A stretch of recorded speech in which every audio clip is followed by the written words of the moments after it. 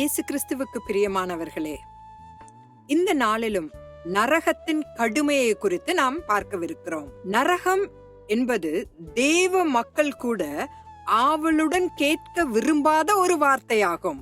ஆனால் இயேசு கிறிஸ்துவோ தன்னுடைய ஊழிய நாட்களில் இதை குறித்து 53 முறை பேசியிருக்கிறார் என்று நாம் தெரிந்து கொள்வது அவசியமாகும்.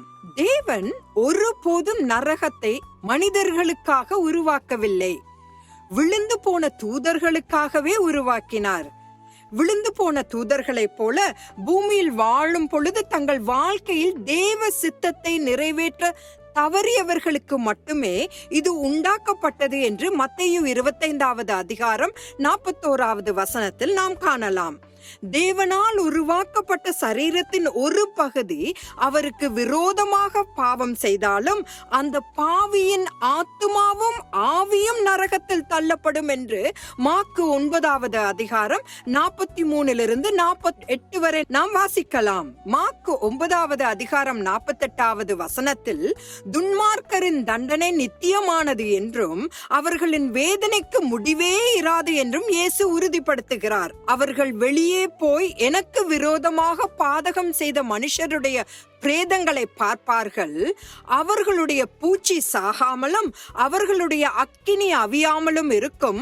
அவர்கள் மாம்சமான யாவருக்கும் அரோசிகமாயிருப்பார்கள் என்று அவர் ஏசாயா 66:24வது வசனத்தை மேற்கோள் காட்டுகிறார். இவ்வசனத்தில் 2 அழிவின் வழிகளை நாம் காணலாம். முதலாவது, புழுக்களினால் ஏற்படும் உட்புற சீர்கேடு. இரண்டாவது, அக்கினியால் வரும் வெளிப்பிரகாரமான அழிவு.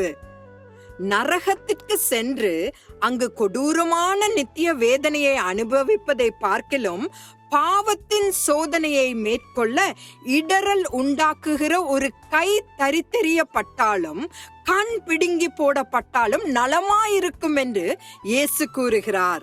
சோதனையில் விழுந்து போய் சரீரம் முழுவதும் நரகத்தில் தள்ளப்படுவதை பார்க்கிலும் முடமாகவோ அல்லது ஒரு கண் இழந்தவனாகவோ பரலோகத்திற்குள் பிரவேசிப்பது எவ்வளவு மேலானது. ஒரு விசை சிந்தித்து பார்ப்போம்.